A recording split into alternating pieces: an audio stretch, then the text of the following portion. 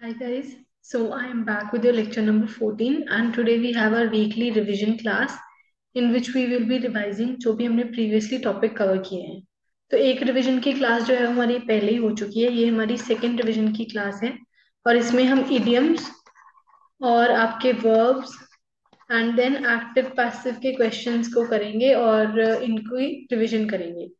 तो बेसिकली जैसे इडियम्स वाला जो आपका टॉपिक है इसमें ज्यादा थ्योरी वाला पार्ट है नहीं, है ना। This is more of your vocabulary class.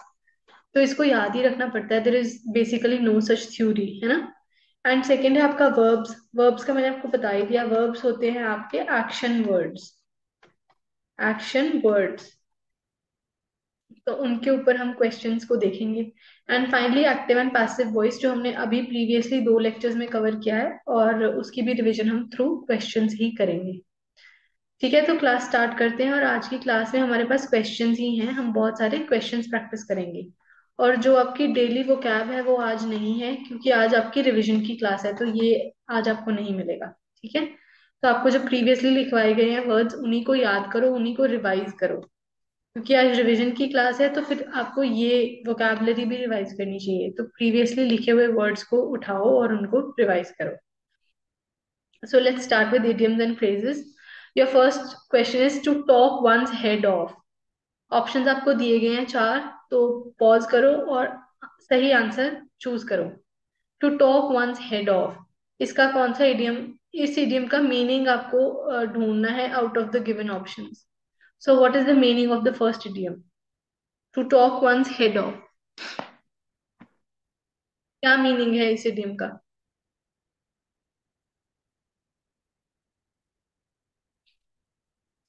तो the answer is option D, to talk excessively.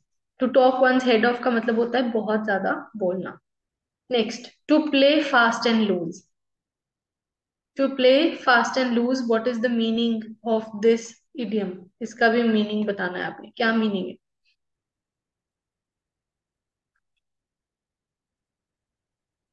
What do you think? क्या आंसर आना चाहिए? सोच के आंसर किया करो, थोड़ा सा पॉज कर लिया करो, आधी मिस्टेक्स तो आपकी इसी में कम हो जाएंगे अगर आप जल्दबाजी कम कर लोगे। To play fast and loose, what is the meaning of this? So the answer is to behave immorally. Basically इसका मतलब होता है कि जब आप इमोरली बिहेव करते हो या इररिस्पॉन्सिबली बिहेव करते हो, तो answer will be to be undependable. आपके ऊपर डिपेंड नहीं किया जा सकता। Next, to talk through one's hat, what is the meaning of this idiom? To talk through one's hat,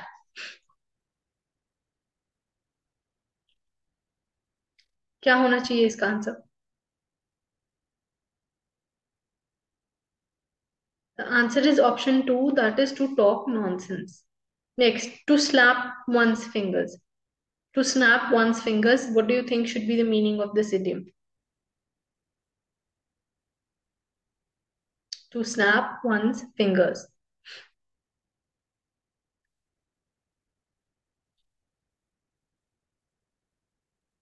answer is option three, to accept immediately, एकदम से मान जाना, चुटकी बजा के। ठीक है, next, to spill the beans.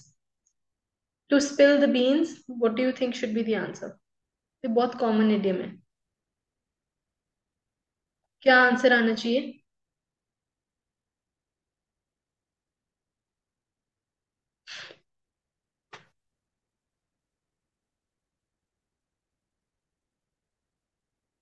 So the answer will be to reveal secrets. किसी की इंफॉर्मेशन को जब आप सीक्रेट नहीं रख सकते किसी बात को, to spill the beans. Next, to save one's face, इसका क्या मीनिंग होना चाहिए? मीनिंग बताना है अपने इडियम का। To save one's face, what do you think should be the meaning?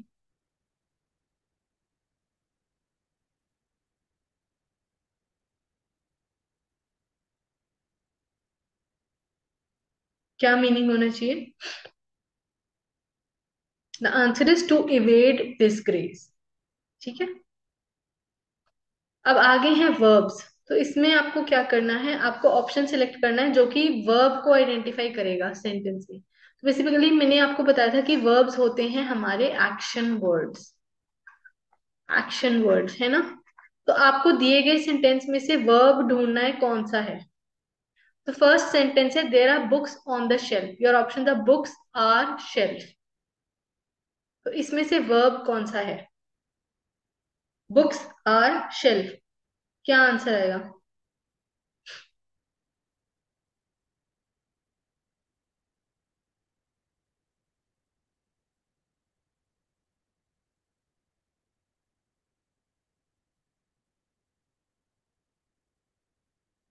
The answer is are. Books are on shelf, यहाँ पे जो आर वर्ड है ये आपका वर्ब है। Next, turn to your right. Turn to your right, इसमें verb identify करो कौन सा है। ऑप्शन है टर्न, राइट या योर, इनमें से कौन सा वर्ब है। वर्ब को आइडेंटिफाई करो।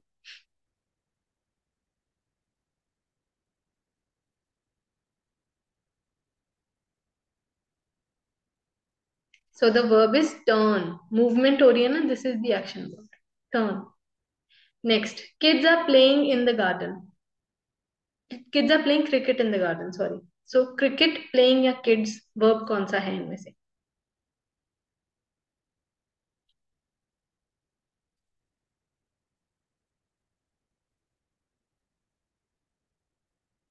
So the answer will be playing, playing. ठीक है। Next, please refer to page 36 of your book. So book, please या रेफर, इनमें से कौन सा आंसर होगा आपका, कौन सा वर्ड वर्ब है। बुक, प्लीज या रेफर, क्या आंसर आना चाहिए।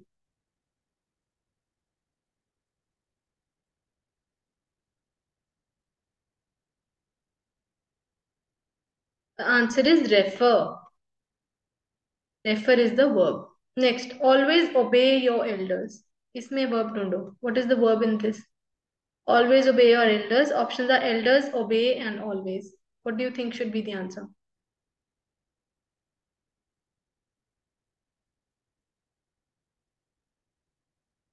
So the answer will be obey. Obey will be your answer. अभी आर्टिकल्स एंड डिटर्मिनर्स भी थे तो इसके भी क्वेश्चंस करेंगे। So the first, fill in the blanks करनी है आपको बेसिकली अप्रोप्रिएट आर्टिकल से। Number one is dash apple a day keeps the doctor away, this is an idiom as well, is a saying है ना, common saying है। तो यहाँ यहाँ पे कौन सा आर्टिकल आएगा। Dash apple a day keeps the doctor away,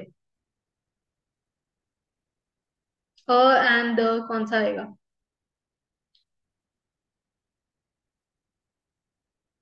So the answer is an. An apple a day keeps a doctor away. Next, Mount Everest is in dash Himalayas. A, the या an, क्या आएगा।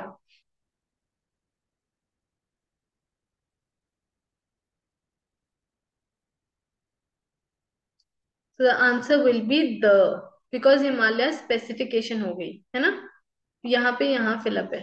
Dash president of the United States was elected last year. Options है the, and.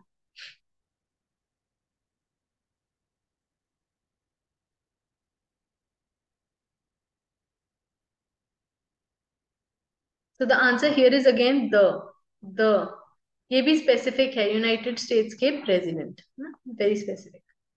Next, we spent a lot of time swimming in dash sea on holiday. The, and, क्या answer आएगा।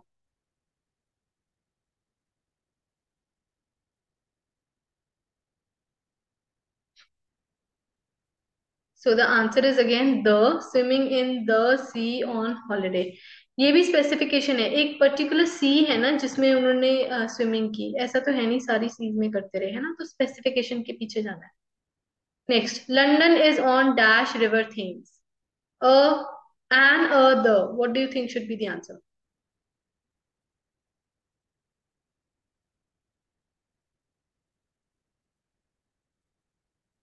Again the answer is the, क्योंकि river Thames भी क्या है, particular है।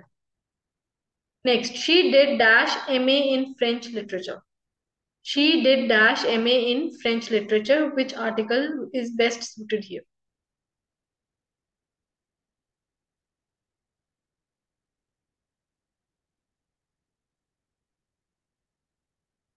यहाँ पे आएगा एन, क्योंकि जब आप बोलोगे एम ए तो एम जब आप बोलते हो तो पहले अ का साउंड आता है ना, तो sound is of a vowel, इसलिए यहाँ पे एन आएगा। Next, my garden's looking lovely now that dash daffodils are in flower. My garden's looking lovely now that dash daffodils are in flower. कौन सा आर्टिकल आएगा?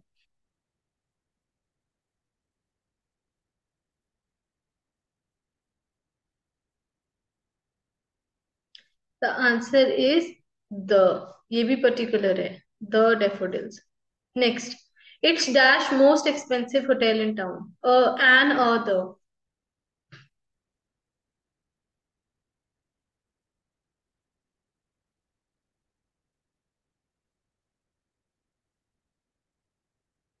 Again, the answer is the. It's the most expensive hotel in town. ये क्या है? Superlative degree है, और superlative degree के साथ द ही आएगा हमेशा।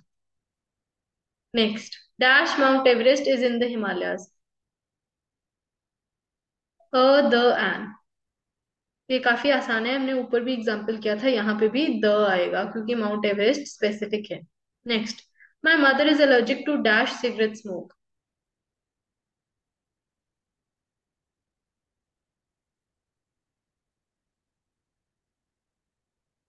Again the answer is the. क्यों? क्योंकि स्पेसिफिक बताया कि सिगरेट स्मोक से एलर्जी है उनको, ठीक है। Now moving ahead, active to passive voice. So first sentence is I am playing cricket, इसकी वॉइस चेंज करनी है आपको। आई एम प्लेइंग क्रिकेट, इसकी चेंज होके वॉइस आंसर क्या बनेगा?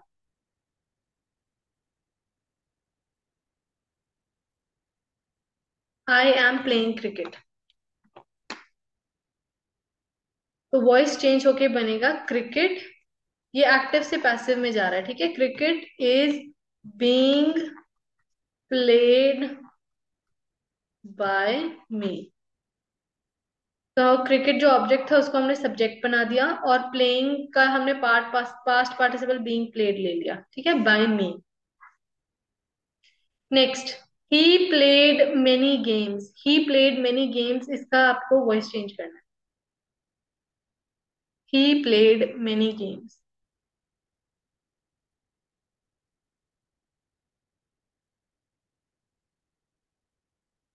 तो वॉइस चेंज होके बनेगा many games have been played by him. Active से passive. Next, he had already passed the examination, इसका क्या आंसर बनेगा?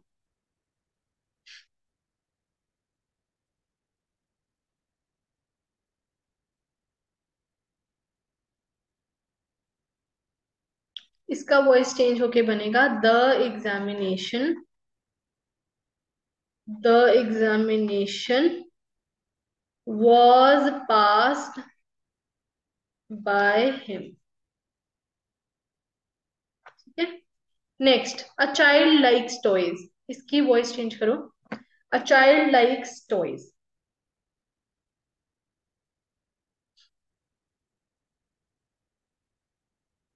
तो इसकी वॉइस चेंज होके बनेगा toys are liked by a child. Next, she is eating mangoes. She is eating mangoes, इसका sentence का वॉइस चेंज करो।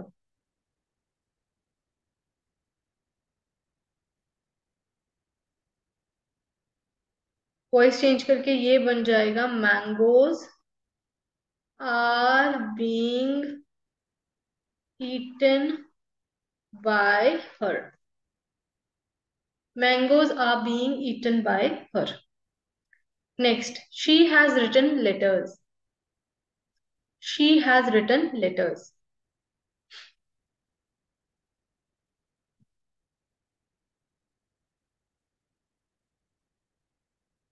तो इसका बन जाएगा letters are written by her। अब यहाँ मैंने आर लगाया, वर क्यों नहीं लगाया? क्योंकि यहाँ हैज लगा हुआ है, जो कि बताता है कि ये प्रेजेंट टेंस में है।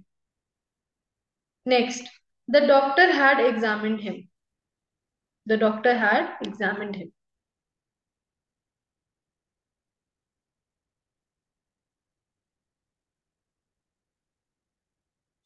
तो इसका वॉइस चेंज होके बनेगा he had been examined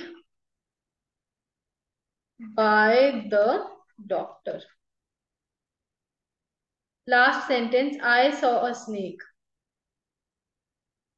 I saw a snake, इसका वॉइस चेंज होके क्या बनेगा?